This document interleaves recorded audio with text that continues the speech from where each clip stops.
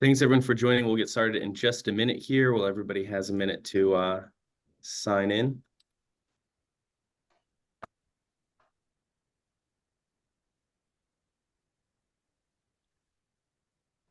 All right, I'm going to go ahead and get started here. Welcome everyone to our first Forgotten Foundations of Fundraising webinar in 2024. I think it's the first one. Happy New Year, 6 weeks in, if I can still say that. I'm very excited about our conversation today, which is hosted by AmPhil's Center for Civil Society. If you haven't heard about the center, or you haven't heard recently, the Center for Civil Society strengthens America's voluntary associations by improving the effectiveness of donors, charitable foundations, and nonprofit organizations by offering educational opportunities like this webinar or master classes you may have heard of, as well as in-person events, trainings, and research to help civil society leaders achieve their mission. Today, we're having a conversation on direct response, and given the year we're in right now, giving a nod toward direct response in an election year. Now, you might be thinking, I love direct response, but what the heck does an election year have to do with me? Well, that's a great question that we are going to address in a minute. I'll say up front, it's not that we think everyone should be writing about election in the mail or in their email messaging. I hope there's somebody who's not talking about it all the time. If you're a politically adjacent group, however, that's great. We'll talk about that. If you're not, this is still a conversation for you. Today, we'll be talking about how to use direct response for your organization, how to improve your direct response efforts, and indeed why direct response matters. Fortunately, the answers to these important questions won't be coming from me. As you can see, I'm joined today by two wonderful colleagues with extensive experience in the direct response world, Teresa Beagle and Mark Diggs. Let me introduce them, and then we'll segue right into things. Teresa is a consultant with AmPhil working out of our Phoenix office. She works in AmPhil's direct response group, providing strategic guidance and project management support to AmPhil's clients, and she builds and executes fundraising plans with her many clients. Teresa has over 15 years of nonprofit experience, and prior to AmPhil, she served as executive assistant and grants coordinator with the Diocese of Phoenix, where she helped execute capital campaigns, annual appeals, major donor outreach, and successfully launched the diocese's first grants program. So clearly, Teresa has a lot of direct response experience and much else besides in the fundraising world. She's also a graduate of Franciscan University of Steubenville with a degree in English, which is a fitting preparation for direct response work. Joining Teresa and me is Mark Diggs, a managing consultant with AmPhil based in Greenville, South Carolina. Mark has more than 2 decades of experience in philanthropy, nonprofit management, fundraising, and consulting. He works with nonprofits to help drive growth, innovation, and revenue diversification. He's worked on both the consulting side and spent several years on the inside running direct response programs at major nonprofit organizations. Today, he helps his clients look at the big picture to innovate their direct response efforts and hit their marketing and fundraising goals. I should say, too, having worked with Mark frequently, hit and exceed their marketing and fundraising goals. Before his career in the nonprofit world, Mark received a degree from the Wheaton Conservatory. There always seem to be a lot of musicians in the fundraising world. Today, in addition to his work with AmPhil, he remains very involved in his church community. I forgot to introduce myself. I'm Austin. I'm a director with AmPhil, and I help to edit our online blog, Philanthropy Daily. With Teresa and Mark, we have not only tons of experience and intelligence, but profound commitment to the missions they serve. If you're here today, it's because you're working for an organization fighting to strengthen civil society. Thank you for your work and dedication, and we are here to help you in that endeavor in some small way. AmPhil's mission, as you know, is to strengthen civil society, and we do that by partnering with mission-driven organizations to help them to thrive, to grow, and to advance their missions. Today, we're doing that in partnership with C4CS by having this conversation about direct response to help you strengthen your fundraising efforts. That's it. As we get started, please feel free to ask any questions in the chat box or the Q&A tool. If you toggle your mouse over the Zoom screen, you'll see those at the bottom. Send them in anytime, and we'll get to as many as possible, either during this conversation or at the end. With that, let's jump right into it. I'm going to start with you, Teresa. Can you set the stage for us? Why does direct response matter? Why is mail important in this digital age we're in? How does direct response fit into a well-rounded development program? Basically, give us some context for this conversation, please. Absolutely. Well, to kind of initially set the stage, I think we should define our terms. So when we talk about direct response, a lot of times people equate that to direct mail, but it doesn't have to be. Direct response is really any kind of donor communication that drives an immediate response. So that could be the mail, it could be email, social media, could be phone calls, text messages. There's a whole lot that goes into direct response. We'll be primarily talking about mail today, but I think you can extrapolate a lot of the things that we talk about to also apply to any of those venues and maybe some other ones that I didn't mention. Um, but why mail is important right now is because people still read mail no matter what you might be hearing through the grapevine. I'm a millennial, so I know a lot of people think millennials don't read mail. We do. We love mail, and there's so many studies that show that no matter the age, people love getting mail. Um, it, and it's important to a well-rounded development program because mail is one of the strongest ways to cultivate kind of the bottom of your donor pyramid. So you might have grants, you might have major donors, but then there's like that whole bottom pool of kind of your lower dollar donors that you're hoping to grow into higher levels of your pyramid. Mail is one of the best ways to keep them engaged in your organization, to keep them giving, to increase the frequency that they're giving, to increase the amount that they're giving. Mail is a great way to continue that conversation with those donors that you just don't have the capacity to build personal relationships with. And these donors are the ones that are most likely to give out of kind of the leftovers at the end of the month. They have an extra $25 after they've paid the bills and taken their wife on date night, paid the school tuition, whatever it is. So your mail being in front of them constantly is the best way to elicit that response. The more you stay engaged with them, the more they're going to give. Um, Mail is also one of the best ways, I think, to keep your donors engaged, to show the impact and why it's important for them to keep giving. Especially in a digital age and with so much going on and so much communication, I think it's really important to remember that it's not just about statistics and numbers, that your donors are people and they want to give to people. And direct mail is a great way to tell those stories about the people that their donations make an impact in and the lives that they're changing through their $25, their $50 donation. Um, but most importantly, I like to think of direct response, direct mail as a marketing tool as well. It's not just a way to bring in immediate donations now, but it's a way to educate people about who you are, what you're doing, what your brand is, and what makes you unique in the vast marketplace of all the other people who are also trying to solicit donations from these donors. Your direct mail program is one of the best ways to help your organization stand out in the marketplace. Great. Yeah, that's one of the things that I've learned over the years is that yes, direct response is about, as you said, driving an immediate response, getting a gift in the mail, but it's also a place where you tell the story, right? There's a lot of noise, and you want to penetrate that noise and tell the story about your organization to keep donors engaged and thinking about you and knowing who you are. One of the things, Mark, I learned from you actually is about, you had that analogy about fishing from the riverbank, right? The sort of fish are swimming by and you need to catch them. Like Teresa says, when there's leftover cash at the end of the month, you don't know when that's going to be. You got to be in front of them regularly to catch them. So on that, Mark, when you're writing to your donors, trying to communicate the story and stand out, how do you sell an organization to donors or prospects? And especially right now. So let's give that nod to the election year. How do you stand out in the noise, and how do you resonate with the donors you're writing to? Yeah, I always start with core principles, and we always start from the beginning. So whatever if we're gonna have to do a pivot, or if there's gonna be some nuance in our messaging, it's still gonna be based on the foundation of your market position, of your business, of your mission.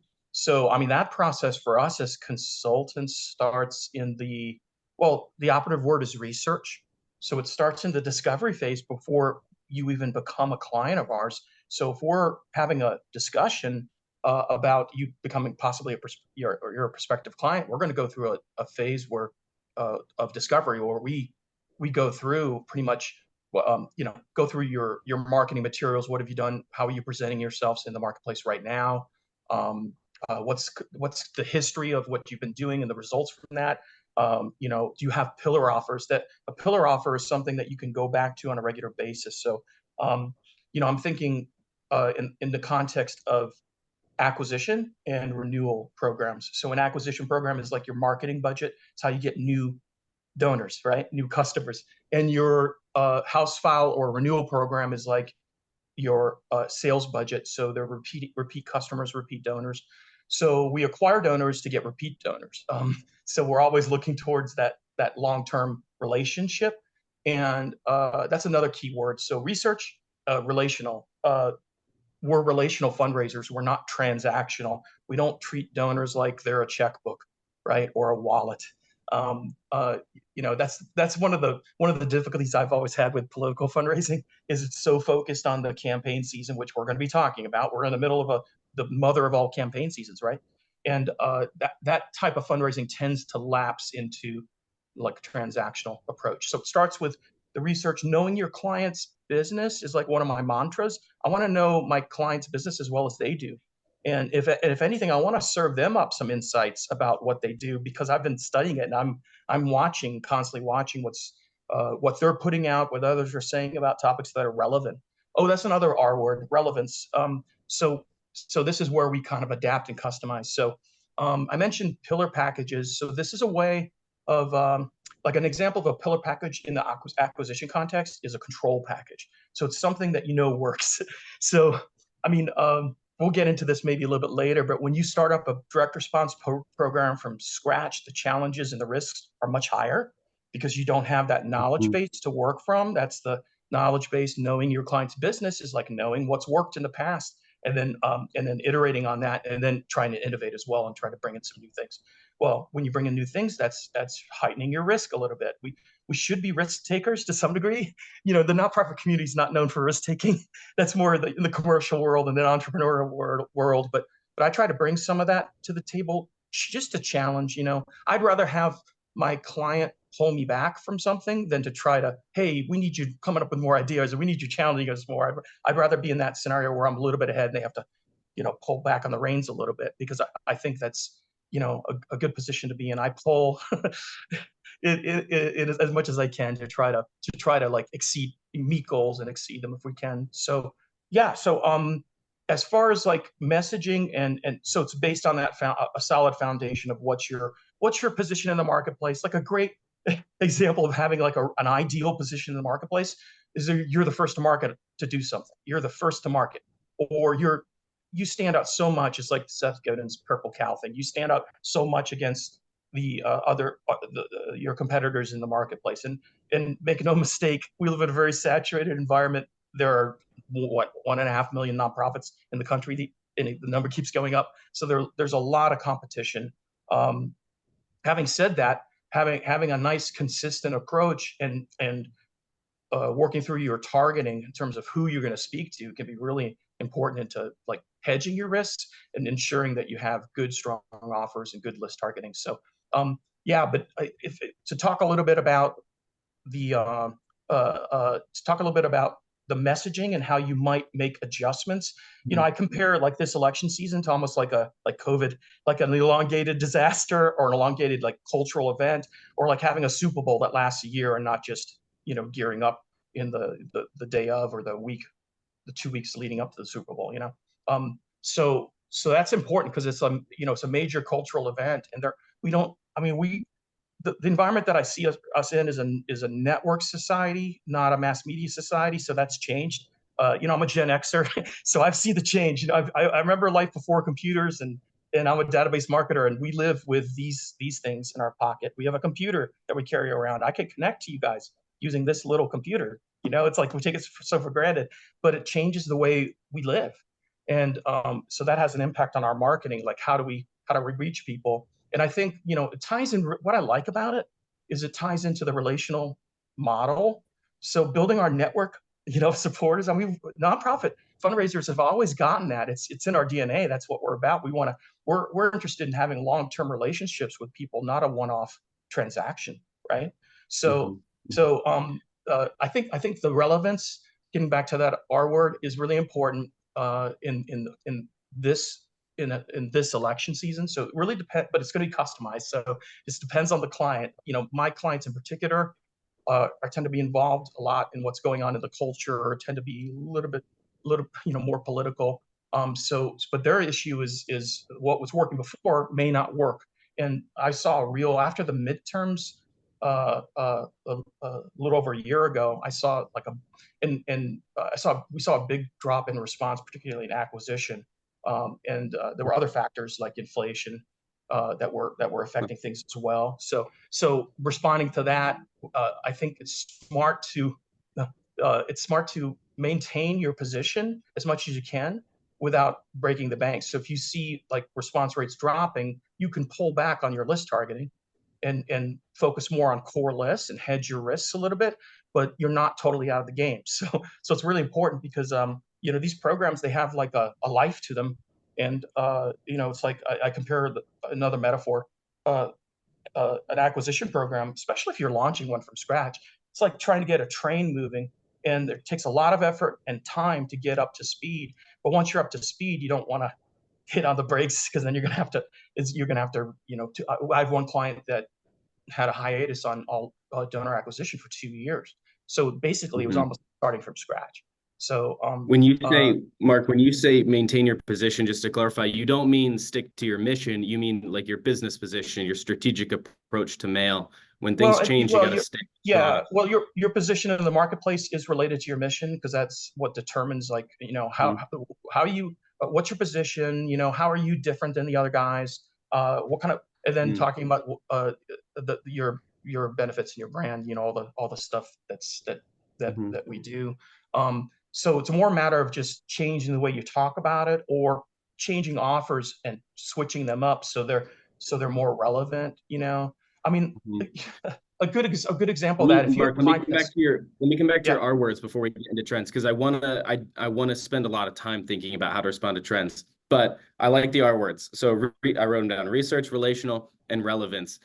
Let's lean into relational a little bit, right? So we know that the way fundraising works is you're trying to identify people who are aligned with the mission that your organization is trying to achieve and build a relationship with them.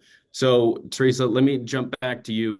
When you're reaching out for your clients through the mail, how are you striking a chord with them? How are you resonating with them? How are you building that relationship? Yeah, I think there's so many different ways to do that. I think part of it is meeting them where they are and understanding where they are. I know Mark talked a little bit about how election is something that's big on his mind and with his clients. I work with a lot of clients either in the education and health and human services space. So election isn't as much directly on those organizations' mind, but the economy is something that is.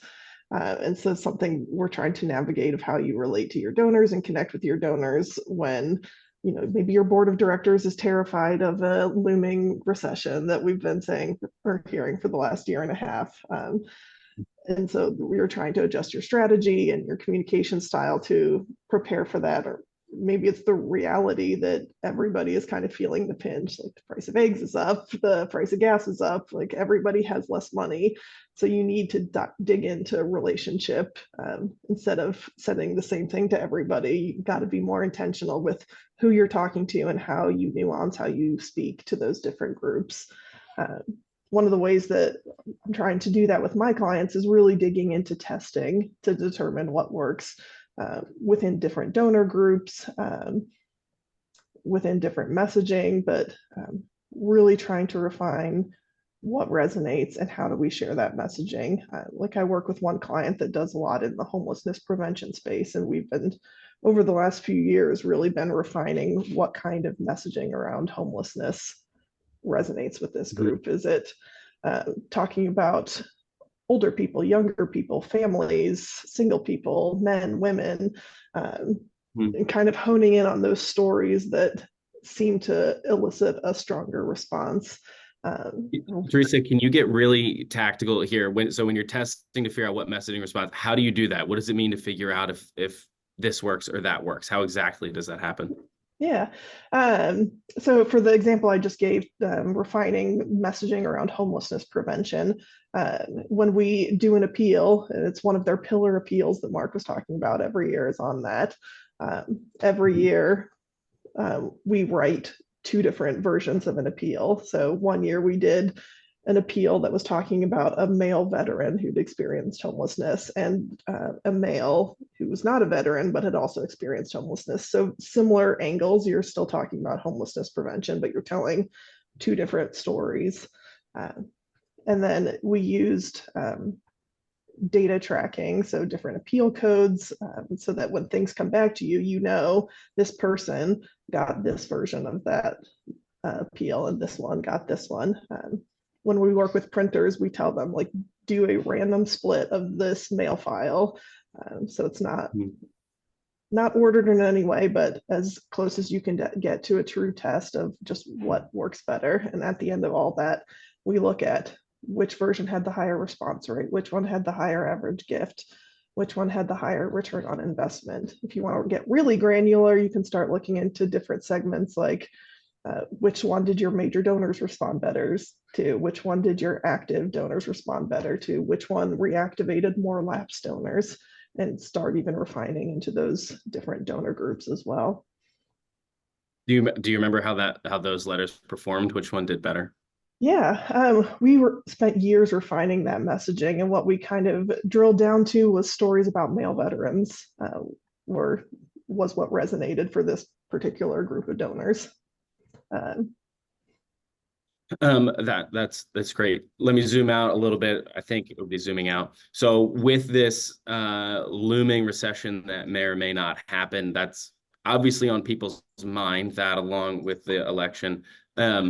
What kind of trends are you seeing affecting clients' direct mail programs, direct response programs at a high level? Teresa, I'll stay with you on that one. Yeah, across the board, I think a couple big trends we're seeing. Overall, I think fundraising is kind of like a series of hills. So we had a huge peak in COVID. We dipped back down in 2022. And I think in 2023, we started coming back up the hill in terms of at least revenue. But across the board, most of my clients are seeing fewer donors who are giving smaller amounts. But these donors are so faithful that they're giving more frequently. So even if they're giving less, they're actually giving more across the year because they're giving so generously. And I think overall, organizations are having to work harder just to maintain that same revenue, that maybe it's mailing more frequently, but just needing to do more just to keep up with the status quo, much less grow if they wanted to do that. So by and large, fewer donors, smaller gifts, more frequent giving throughout the course of the year. Mark, is that what you're seeing, or are you seeing anything different? Yeah, I mean, one of the things that there's kind of two different vectors that I try to always keep in mind: quantity and quality. So in terms of quality, like when your response rates are down in acquisition, you're not feeding as large cohorts into your donor file. It's important to try to shore things up by having more engagement with your current donors and just work. There are different levers we can try to work on, and one of those is lifting donors to higher levels of commitment. So really focus on cultivation. So an example of that, like I've launched 2 donor newsletters for 2 different clients last year. They didn't have a donor newsletter, and that's actually we do that in a way that's a direct response vehicle, but also cultivation and fulfilling promises. Because whenever you do a solicitation, you make a promise. The donor newsletter is a way of showing fulfillment of that promise, so it closes the loop, which is really important because that's the relational model. It's like we make a promise, we fulfill on it, we talk to you about it. You're part of the network. You're part of the team. You're part of the mission. In fact, you're the focus of the mission. So we write very donor focused copy that makes that really clear, both in our appeals and newsletters. So I launched 2 donor newsletters that also gave a soft ask and had a reply vehicle. And there's a lot of research involved in that, and I actually I dove into that like head first because I knew that if I really worked hard on the research part of it, I actually did interviews with, and it was all based in the benefits, the value proposition of the client, what they were doing, why it was important, and I already knew that the audience was going to be interested in it because they've already shown that. It's a benefit. It helps them make sense of the world, let's say, or some other real benefit, or helps someone else and they can feel good about that, and that's part of their life legacy. That's a benefit. And anyway, so launching 2 donor newsletters. We also are launching giving clubs. So, and there's really 2 different levels of that. And I really appreciate the MPhil approach to major donor giving clubs, which is like, it really helps with our major donor accelerator model. So I'm literally a farm team feeding it to people like Austin, you do that, and we work together. And so my goal is to try to accelerate and feed your major gift cultivation pipeline with new donors. And so a major donor giving club, and the way we do it here at MPhil, it's great because it provides a framework for your major gift officers. And we launched that as a direct response campaign. So we take a hit on response. What we'll do is it's best if you can launch together, let's say, either rebrand or update your monthly giving club. So that's the other type of club. So one is grassroots, smaller gift amounts. And where I really like logically make a break, and it's nice to have, wherever this is, it's arbitrary, but if someone can write a single check of $1,000 or more, that now they're getting into the major donor category. If I'm giving you $100 a month or $75 a month, it's not the same type of donor. And that's business intelligence. That's donors telegraphing their proclivity to give and their capacity to give, and then of course we can supplement that with research. But all those ways are ways to move that lift lever, and it's relational. And so now you not only did you have that piece that went out with a cool, brochure that talked about the different giving levels, but you overprinted that and gave it to the major gift officers. So when they're having meetings across the table and having coffee with a donor, they've got that in their hand and they can walk you through it and talk about it on the phone, et cetera. So that's part of that qualitative kind of approach. And then so getting new major donors right off the bat too, and I could talk more about that later if you want. But I have different kind of acquisition campaigns that are geared toward either best donor or best response. Those are the 2 angles. Yeah, this is one of the things that can't be said enough. That is not unique to MPhil, but something we drive home frequently is direct response matters enormously on its own, but a key way it serves an organization is as a pipeline for mid-level and major donors, right? We're not trying to create this base of people who are perpetually at that $50 level, but people who come in, demonstrate alignment with an organization, and then can grow with you over time to those bigger levels. I don't like parking lots, Austin. I don't like parking lots where people just sit there because that makes me nervous. I want to be growing the relationship, and the ultimate expression of that is a legacy gift. So we even do direct response related to that to promote legacy giving too. So, and there's we can even lay that out in a matrix where in terms of because we do annual planning for this stuff. So if we're booting a program from scratch, obviously it's low resolution because we don't know necessarily what's going to happen. We launched direct mail for one client, and in a matter of several years, we took them from a major donor file and a budget of 20 million, a couple thousand active major donors, and they're approaching 300,000 donors and $80 million in just 3 years. So that's the extreme example. That's my one of my bigger clients. But it's just so anyway, that's when you talk about research to identify, this is a great question that came in. When you talk about research to identify what works for an organization, what resonates with them, how much research are you doing on the competition and the broader space to identify unique offerings or the niche that you can operate in? Yeah, that all starts with my colleagues, because literally my colleagues are working like Teresa. Is if I need to, if I've got a question related to health and human services, or maybe something related to one of the clients that she has, I have someone I can go to directly. So how's that working for you? Also, like any of our clients have have access to all of that information, either passively or more deliberatively. They can ask, or we can provide. I'm often like showing them, hey, this is what happened with another client. We communicate very actively internally, because like literally we're researchers and we're sharing our knowledge. So a lot of that's practical research, if that makes sense. It's really good stuff because we're the ones doing it, so we know it's true. Then there's stuff you hear because we work with like list brokers. I have multiple list brokers that I work with that are like vetted partners. We have production facilities that are vetted partners that we work with. So we get information from all of these other like partner organizations. So it's sort of a satellite cloud of information because they're working with other clients in addition to ours. So you've got our clients, you've got the clients of the partners that we work with, and you have access to all that because you work with us. So it's a cool thing.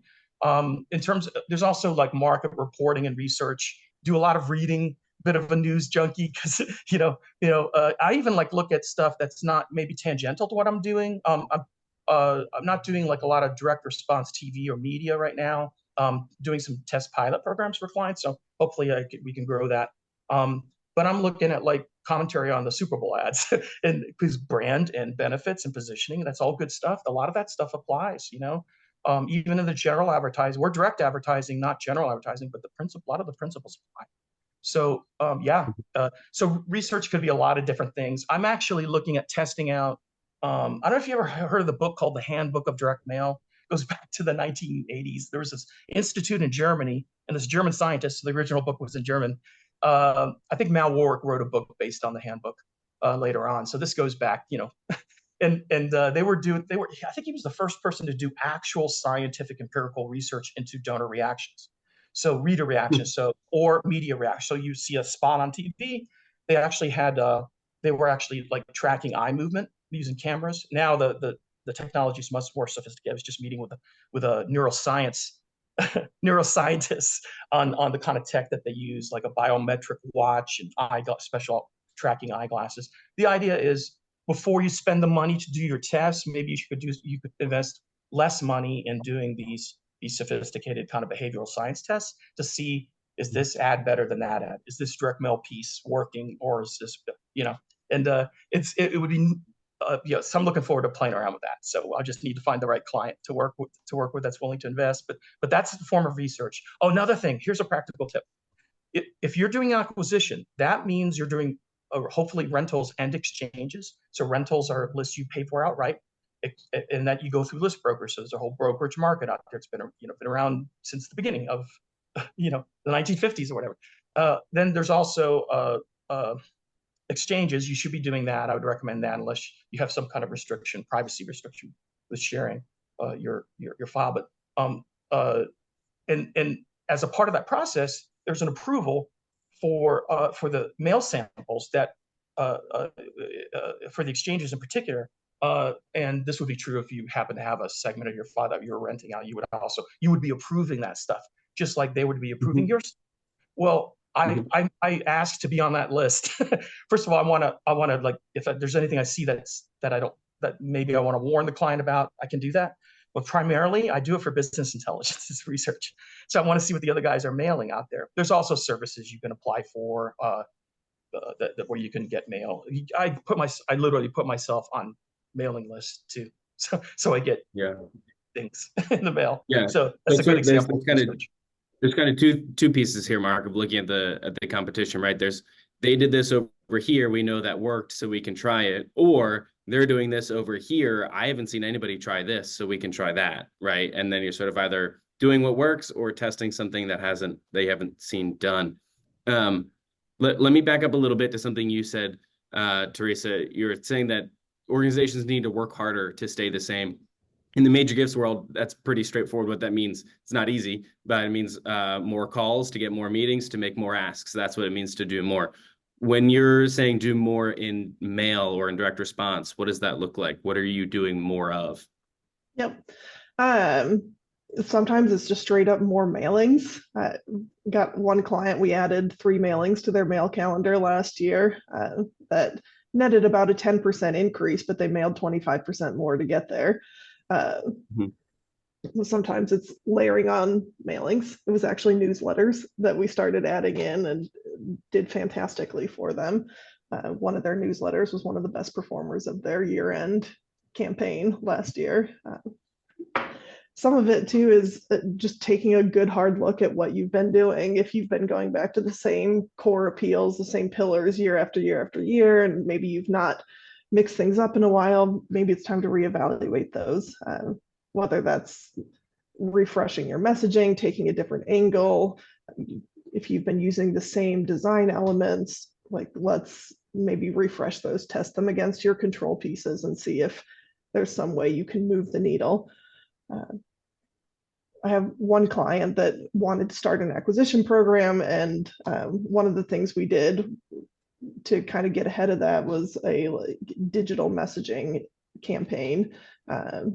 So it was kind of like acquisition, but on Facebook, just to see what types of messaging resonated with people who'd never heard of the organization before. And we tested about 10 different messages and subjects and themes, and ran that for a series of 2 months just to see what worked best. So instead of spending tens of thousands of dollars to go out in the mail and find out that the hard way, we were able to learn all of that for much cheaper before we ever went out in the mail, which is hugely helpful in planning out their strategy.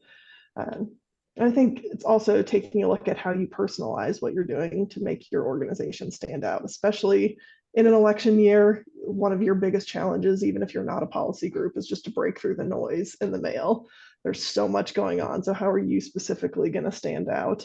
And how are you going to communicate that a donor's $50 is going to make an impact when they could give that to a candidate or one of the other organizations?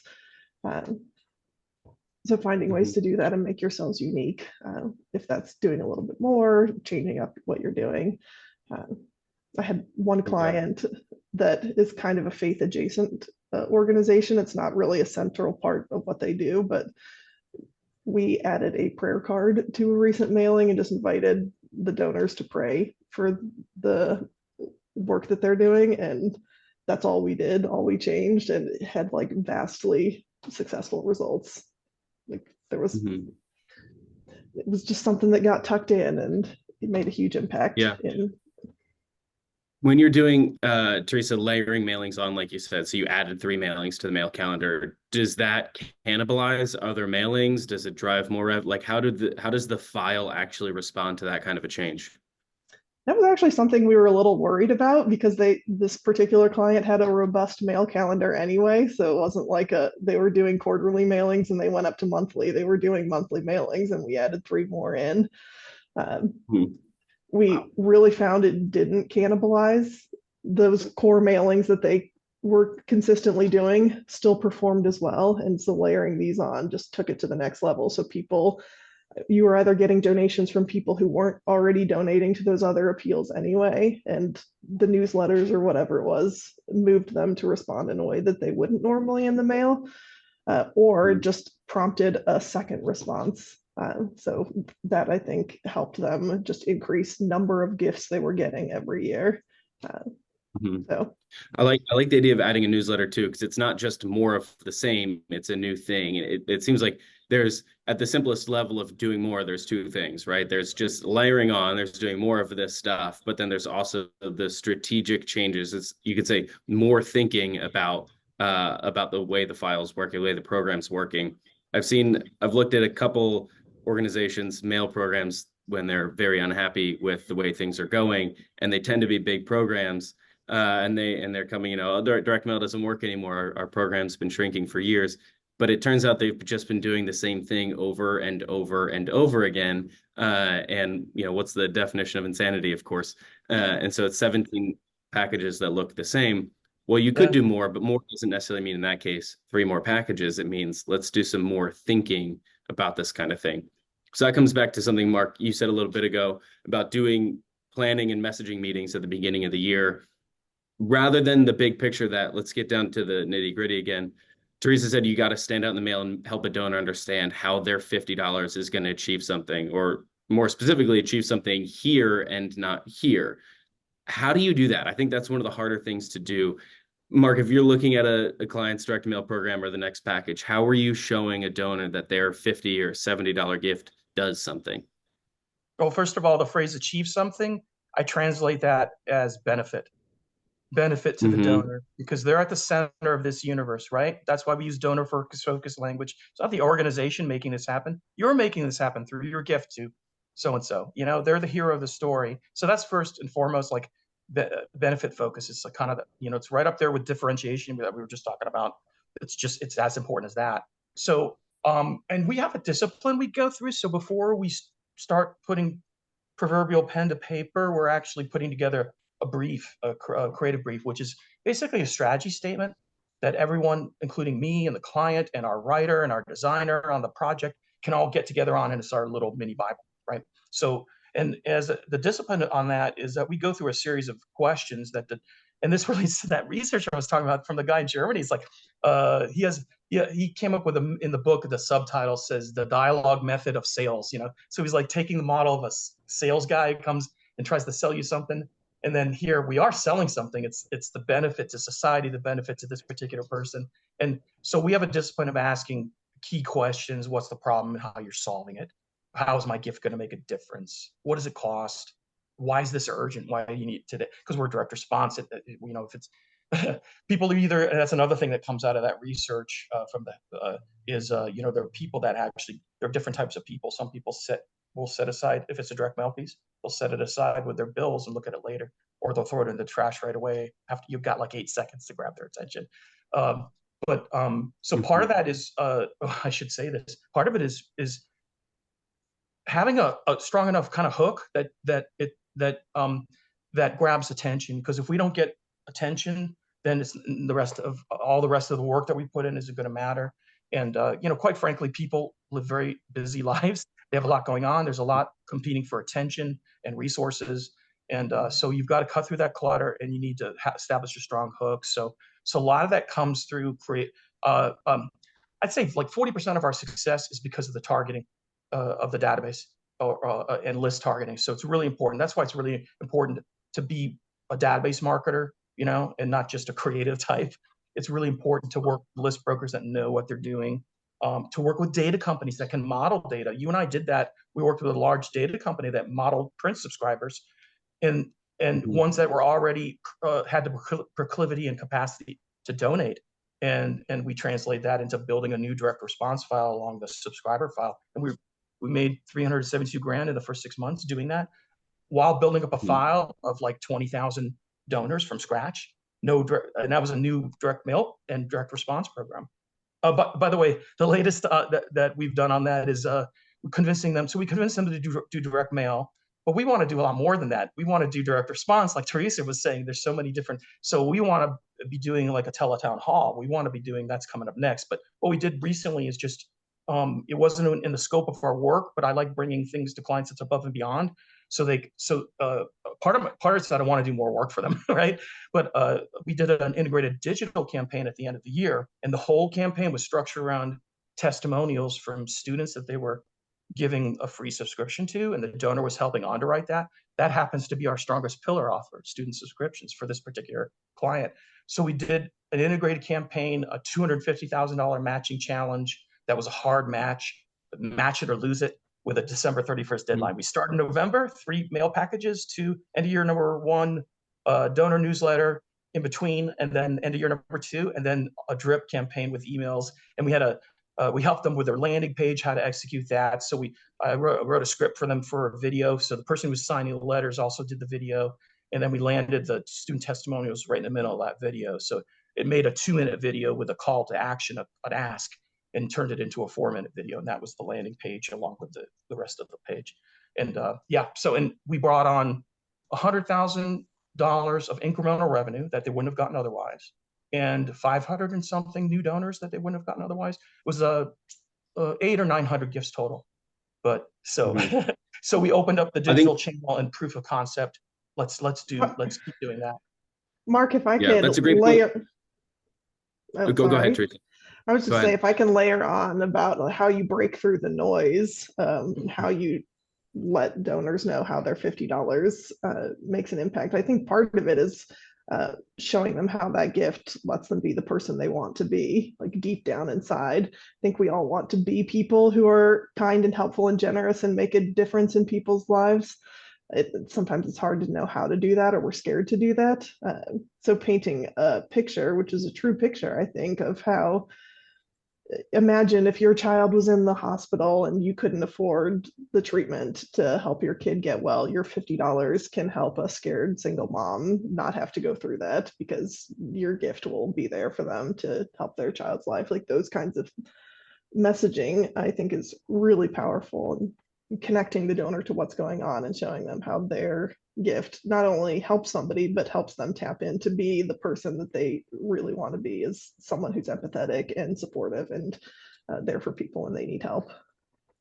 Yeah, that's a great point. I think fundraising itself is an act of charity, because you're giving people an opportunity to be generous to something they want to be generous to. It's a great reason to mail because there's a lot of people out there who want to support you but don't know unless you're in front of them. It's one of the ways to break through. This is not exactly direct response necessarily, but a lot of organizations are hesitant around planned giving, right? Because you don't want to talk to somebody about what happens when they die. That's a sensible concern, but what you're doing is refusing to give them an opportunity to be generous, even beyond their life. Not giving them the opportunity to be the kind of person they want to be. That's a great way of thinking about it, Teresa. Let me jump back to a different question here, but it came into the chat. I think it's helpful. So this organization has used nonprofits for fundraising efforts, and they're wondering if there's a database that helps show the progress of mass mailing to recurring donor and stewarding those relationships. There's a lot to be said about databases, but maybe there's a quick comment here. Any thoughts on a good database for direct response and how to use it well? A lot of what's coming up here is data tracking and data analysis and being smart with data. We need a database to do that. What's a good one for that, or how do you use it? I don't know who wants to jump. We have a data group within the agency. I guess we actually partner with a database CRM company and work with them a lot. A lot of the common CRMs out there. I mean, there's a lot of people use Salesforce. Salesforce is an enterprise systems. You have to build the modules or pay for the modules that actually practically get all the additional functionality that you're going to need. So it's not a full turnkey setup. Razor's Edge is really common. They've been around forever. Yeah, I've been in the role of actually administering databases. So in the first half of my career, I was working for faith-based nonprofits. I had that role. I have an understanding of like you're housing data, but you have to be able to get at it, and you have to be able to use it in the ways that you need to as a database marketer, and also to be able to do board reports and understand what's working and what's not, and what's the health of your donor files, are getting healthy or not, and what are the areas where you need to tweak and make some adjustments. Year-over-year analysis, 12-month rolling comparisons of this 12 months versus the previous, that kind of stuff. So I think one comment based on the question that I would make right off the bat would be, it's really helpful to have a database of record. In other words, like a central depository where the information goes. That makes your life a lot easier. We had one client who had several databases, and part of that was just because of the way they were structured, but because they had a for-profit entity that they're cross-marketing to. That was part of the issue. But they didn't have like a centralized CRM, so that's difficult and problematic. So that's like one comment. We recently had a meeting with our data group and me, where we introduced our data group to a VP of enrollment for large medium-sized university, student body of about 15,000 students, and they're looking to make a transition. So they were asking issues about alumni giving. Similar question, typically, they have a sustainer program too. So you don't want to have that, in some kind of silo somewhere, because silos are bad. We want to be integrated. We're integrated in our marketing plans and our schedules and our approach. We also need to be integrated in our data to support our marketing efforts. So yeah, I mean one of the systems they were looking at is Virtuous. That's a CRM system that's actually, we have a partnership with Virtuous. So clients range, the top three would be Virtuous, Salesforce, and Razor's Edge, as far as what I see. But yeah. It seems to me the most important thing would be, and Teresa, correct me if I'm wrong, that the database can track probably campaign codes, and I mean, any CRM is going to track giving. So as long as you can track your giving and segment campaign codes, so you can actually see how different segments perform when you're doing testing, like you were saying, Teresa, that would be the key thing. Anything that I'm missing on that? I mean, I think the only thing I would add is your database is only as good as the data you put into it. So if you're not tracking things correctly, it's not going to give you what you need at the end of it. So that's a little bit on the mail side. Make sure you're putting things in your mail that can be tracked once you get gifts into the database. But some of it too is also around the kind of reporting that you build, that can spit out the information you need. I have yet to see a database that like perfectly functions on its own just as a database. Some of it you just have to pull things out and go crazy with Excel pivot tables to get really what you need, which is like my happy place. So I'm not complaining about that, but I know it's a database administrator's nightmare sometimes. Yeah, we're willing Yeah. to do ad hoc reporting, right, Teresa? Oh, that's my love it. Well, one That's comment though, like another client where we launched the Major Donor Giving Club, we kind of got off our schedule. Instead of mailing in May, we ended up mailing it in August, which, but the reason for that was we were actually contracted with them to work with their Salesforce database. So we were actually helping them do the infrastructure set up for that. So again, a lot of that could be created. There are turnkey systems that can handle sustainer donors in particular, but a lot of that's about managing. You got people going in, you have people, within the program, they have people lapsing out, and then, because it's like a broom, you're sweeping them in and you're trying to sweep them back in, and try to build that up and if you can have 10% of your active donor file as sustainers, that would be awesome. Have a huge impact, if it's not a parking lot, again, that word.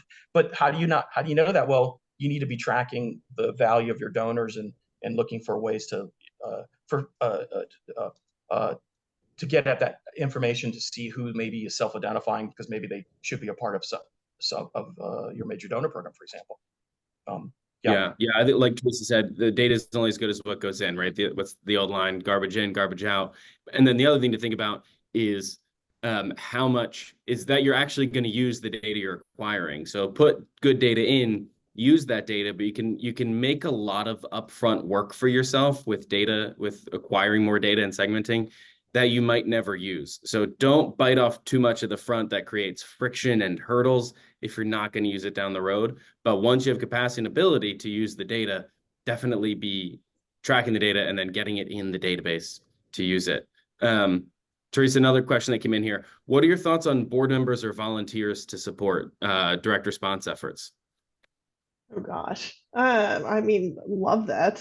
Volunteer participation in direct response is actually one of my favorite things in the form of lift notes, which if you're sending out an appeal letter, a lift note is something short and sweet from someone who's somehow tied to the organization, kind of supporting the theme of the letter. Doing one right now. We're in the works with a crisis pregnancy center that's a client of mine, and one of the people who works at the center is writing a note that's going to accompany that letter, just talking about her personal experience working with the women that she sees every day and kind of the journey that she goes through with them. So it's a great first person connection that you might not get in the letter from the CEO or the development director that goes with it. That I think great way to tie in. That's great. Okay, two final nitty gritty, maybe easy questions. Mark, how often should an organization be mailing? At the optimal level of, because you don't laugh at me, but pushing the envelope in terms of how much you can mail. Same thing. By the way, the same question applies to email too. Just the cadence in email is obviously a lot more rapid. It regularly is kind of my. If you were to make me just answer it short and sweet, I'd say regularly. But there's this phrase, mind the gap. If you're a fan of Neil Gaiman, you know what it comes from. It comes from the London subway system, mind the gap. But I apply that phrase in another sense, like there are gaps in the schedule that we need to fill. Why do we have that gap there? Maybe there's some reason that it just was beyond your control. But gap silence is like death. There's a good example. Like early in my career, I worked for an international disabilities ministry, and that's the one where I was administering the database. I'm a young 24-year-old kid, and I'm just figuring this stuff out on my own, And but we had a new donor series where we had a $500,000 investment in donor acquisition from the parent organization. They were started in Germany, and so we had a rolling cage with basically managing the acquisition investment and seeing how much the donors were giving against that, and then that got the train rolling, And I set up a new donor kind of conversion stream within the selects in the database, so we get them, prepared, 3 months of special contacts, 3 to 6 months, And then I left and they hired someone else. And 6 months later, I get a call. Can we fly you back? That was actually in Greenville. That was the first time I lived in Greenville. Can we fly you back up from Florida to take a look at what's going on with our, so like managing that is really, basically what happened was you had all these new donors that came in, and then they like deadlocked in the select the new donor program and didn't get anything. So they didn't go into the house file program. They were just sitting there. Mhm. And it's, for a small 3 million, it was a small nonprofit, and that was a big issue. A couple thousand donors, 3,000 donors, and they sat for a year or 6 months, whatever. So, and then a monthly sustainer. Do you take them out of everything? Major donors, someone upgrades. Do you take them out of everything? Your direct response is like a workhorse in terms of communication and relationship and fundraising. It's cultivation. It's not just solicitate. You're not just raising money. You're cultivating and cultivating relationships. That's that two-way matrix I was referencing earlier, where you mix your solicitations with cultivations. There's a cadence there that affects the answer to your question. Frequency. It's like, well, what are we mailing and what are we saying and what are our pillar packages? And let's say you're an organization this is where it gets customized, that's embedded in the news cycle for one reason or another because of their work and their mission. Well, guess what? You're going to have a cadence that's going to be higher and more intense than others, and that's okay. And the other thing is frequency is like, if you have gaps there, like in a sense, we're being opportunistic because we're, direct response fundraising is like fishing from a river, not from a deep lake. It's not like major donor fundraising. We're not fundraising out of assets. We're fundraising out of discretionary budgets. So the opportunity there is like, sometimes you catch them, sometimes you don't. But you got to be fish. You got to have your bait in the water. Otherwise, you're never going to catch fish. So I can guarantee you're going to fail if you're not. So silence is like bad. I like that answer a lot, Mark, to mind the gap. But worth noting, you can only mind the gap if you have a plan in the first place, right? You need to know what your mail calendar looks like, and then you can identify the gaps. But really, the frequency is going to be tailored to where you are and where you want to get to. You want a big example of what we're talking about? One big example. Last year, this is that big client I was talking about that we're approaching 300,000 donors, 80 million income. 2 years ago, in the first 4 months of the year, we mailed 3 appeals. I think there might have been something else in the mix that wasn't appealed. I don't remember, but we mailed 3 appeals and that, this is a direct mail program that we started from scratch 3 years ago, roughly. So we're building up, and I made adjustments. We had a member card mailing that went out in the spring. I moved it to end of December, so to get it in home right away in January. Then we had a tax receipt appeal, which basically it's a way to do an appeal to summarize their giving for the previous year. It's a great vehicle, great pillar package you can do every year. And you turn that into an appeal. So we mailed 6 appeals. So the gross income from 3 appeals 2 years prior was $750,000. We increased that to 6, and we raised 1.5 million. So there was capacity there that we're not tapped into. I can't do that again next year. You know why? Because we've lined the gaps filled. There's no room for that. So does that kind of answer your question practically? Yes. Yeah. Thank you. Teresa, last one, and then we'll wrap up. What are the most important metrics to track in direct response program? In 2 minutes or less, right? Overall, the ones that I pay most attention to, ROI, certainly, response rate, average gift. Those are the 3 I always look at for every single mailing.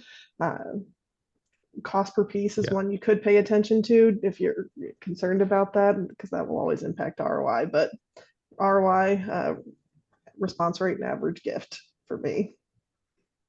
Perfect. Well, thank you both. Just one quick comment on that. Mark.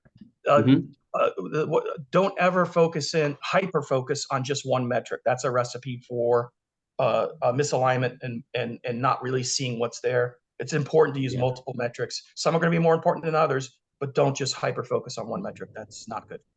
Good call. Because they seesaw. One goes up, another might go down. That's excellent. Thank you. Well, thank you both very much for this, and thank you everyone for being here. 2 final notes. We've got some other great events coming up on March 7th. Our next Elements of Grant Writing Masterclass. That's a 3-hour Zoom training, small group, getting in the nitty-gritty of grant writing with Steve Phelan and Celia Deem at AmPhil. And then on February 29th, we have a webinar on leaping into capacity building, celebrating leap year, where we talk about capacity building with your organization. That'll be again with Amphil Celia Deem, with people from Herzog Foundation and the Murdoch Trust. If you're a fundraiser, it's always great to hear directly from the people giving money. So that's a great one to tune into as well. Thank you very much, Mark and Teresa, and thank you everyone for being here. Have a good one. Thank you. Thanks, everyone.